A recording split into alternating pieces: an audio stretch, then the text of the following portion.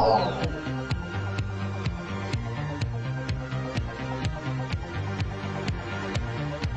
the high desert and the great American Southwest, I bid you all good evening, good morning, good afternoon, wherever you may be in whatever time zone, wherever you are in the world.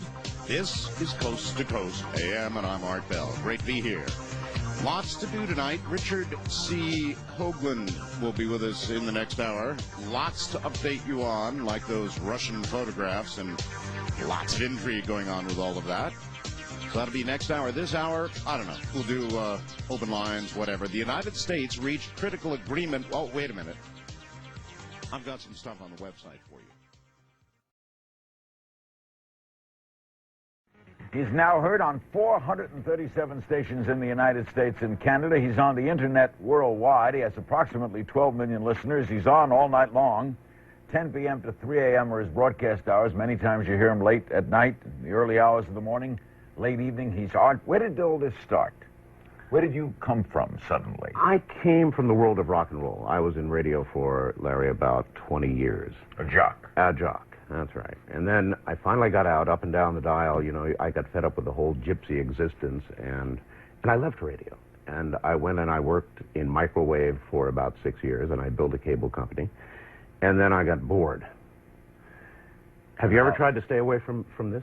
Yeah, well, it's impossible, isn't it? It's impossible. So why come back in as an all-night host?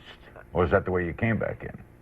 There was a radio station, a 50,000-watt station in Las Vegas, and one day they came to me as I worked in cable, and they said, gee, wouldn't you like to do a little talk radio again? How about doing, a little weekend work? And that was the beginning of the end. I was sucked back in.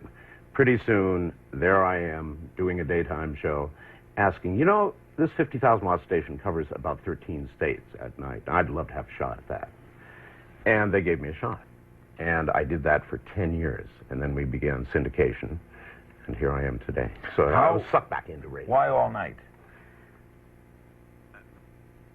You did an all-night show, too. I started this. You began that way, right? Yeah. I love all night, and I would never leave it. And I think there's something special about the nighttime and nighttime people. How did you get into, for want of a better term, the bag you got into of things occultish? Evolution. Different. Evolution. A slow evolution. I didn't do it quickly. These are things that fascinate me. Absolutely fascinate me. So I would slowly inject them as I was doing radio programs, and I found the audience reacted well. I enjoyed doing it. The ratings reflected the fact that it was working, and so it was a slow evolution. Do you think it works more at night than, say, if you were doing the same thing? I don't think it would work at all during the day. Because? Not a chance. Because nighttime people are different. When nighttime comes, the buzz of the day slows down, the phones aren't ringing, you're not going crazy in the office. You have time to sit down and think about esoteric things. And the attention span's greater. Much greater. You know who this is, right? This is that incredible woman back in Music City named Crystal Gayle. Crystal Gayle sang this song for me quite some time ago. Came out here to the desert and handed it to me and said, here, listen to this.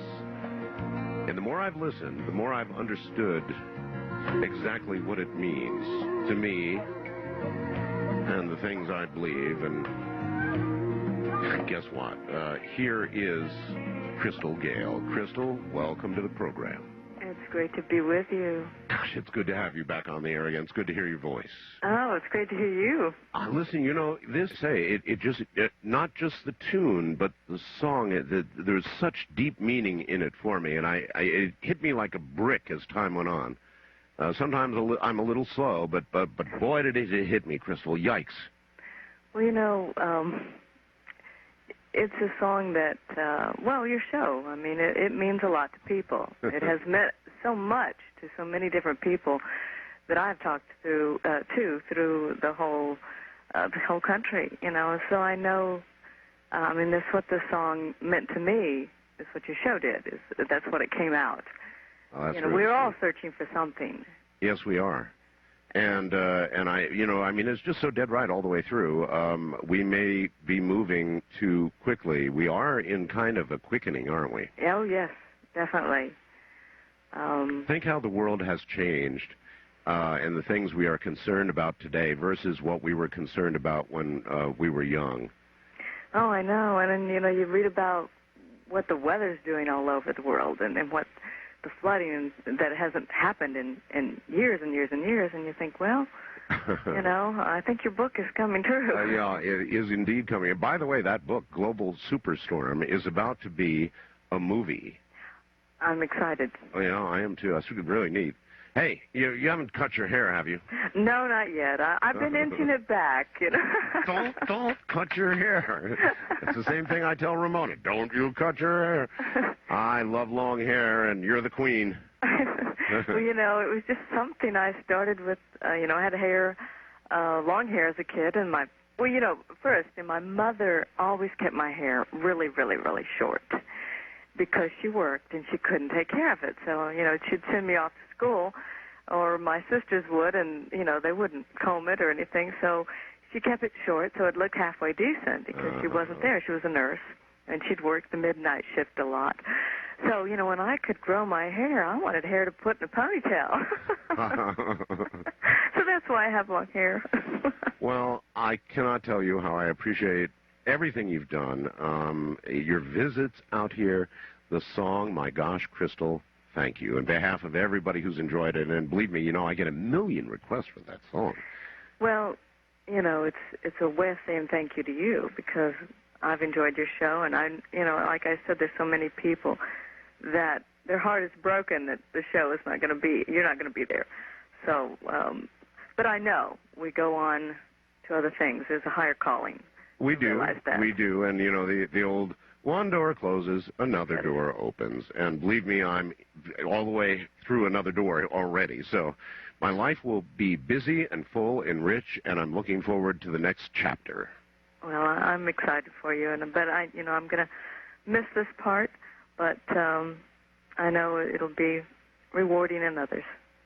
Crystal? But I just wanted to wish you a Happy New Year. And the very same to you. It's already the New Year there, isn't it? Yes, it is in Nashville. It's came in safely, I trust. Yes, everything went well.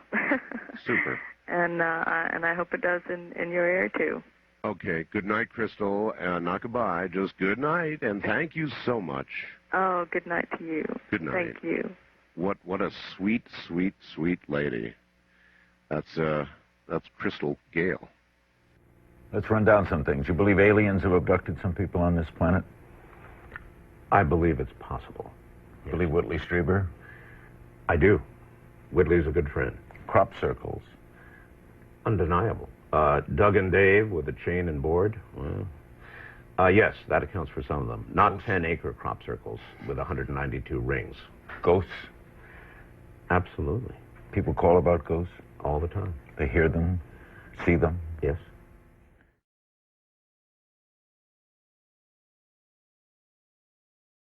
Here it is. This is, my audience will understand what this is. What you have in your hand is bismuth and magnesium. And it is from Roswell. This is ostensibly from the crash at Roswell, New Mexico. This has been examined by just about every rare metals, exotic metals manufacturer in the country. It's been to Sandia. It's been to all the great labs of the country. Nobody knows how it's made. Nobody knows how it's kept together. It should be pure dust. Nobody knows where it came from. Most likely explanation, it was put together in space. Now, what you're holding in your hand is impossible. That bismuth and magnesium could be put together is simply impossible. Now, by the way, we had it tested at Carnegie in Washington, and I forget the type of radiation, but it's 60 times normal, so you might want to put it back. I think that's a good idea.